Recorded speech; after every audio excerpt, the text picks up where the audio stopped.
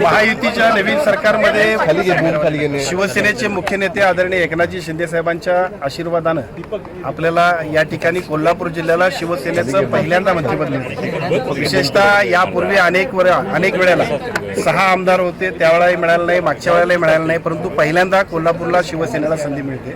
त्यामुळे निश्चितपणानं आदरणीय एकनाथजी शिंदे साहेबांचं, महायुतीच्या तिन्ही नेत्यांचं, सगळ्यांचंच मनापासून आभार मानतो। निश्चितपणानं अतिशय चांगल्या पद्धतीनं संधी दिलेली आहे आणि त्या संधीचं सोनं करून कोल्हापूर जिल्ह्याच्या विकासामध्ये जेवढं योगदान देता येईल तेवढं देण्याचा प्रयत्न अत्यंत जबाबदारीने आपण करू। यापूर्वी सुद्धा शिवसेनेला कोल्हापूर जिल्ह्यानं भरभरून दिलं।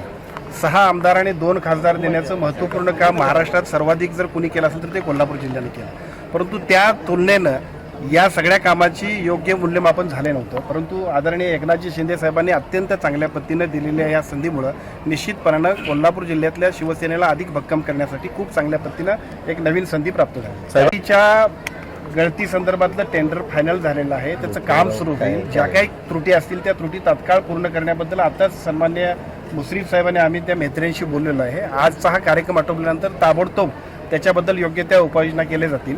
कोणत्याही परिस्थितीमध्ये लोकांना त्रास होणार नाही आणि धरणाची गळतीचं जे काही टेंडर निघालंय त्याचं काम गतिमान पद्धतीनं पूर्ण करण्याची अधिक जबाबदारीने काम करण्याची जबाबदारी आपण घेतो। तर तो नेमका आता काय असणार आहे तुमचं विजन? आता आदरणीय मुश्रीफ साहेबांनी जे सांगितलं, आजच आम्ही अंबाबाईला नमस्कार करायला आलोय। यानंतर कोल्हापूरच्या विकासासाठी अत्यंत नियोजनबद्ध पद्धतीनं जे काम करायला पाहिजे ते करण्याचा आपण सर्वांना घेऊन काम करू। स्पेशियस, लक्झुरियस, सगळं मिळेल अगदी मनासारखं। बटू बिल्डर्स यांचा नवीन गृहप्रकल्प गृहलक्ष्मी रचना।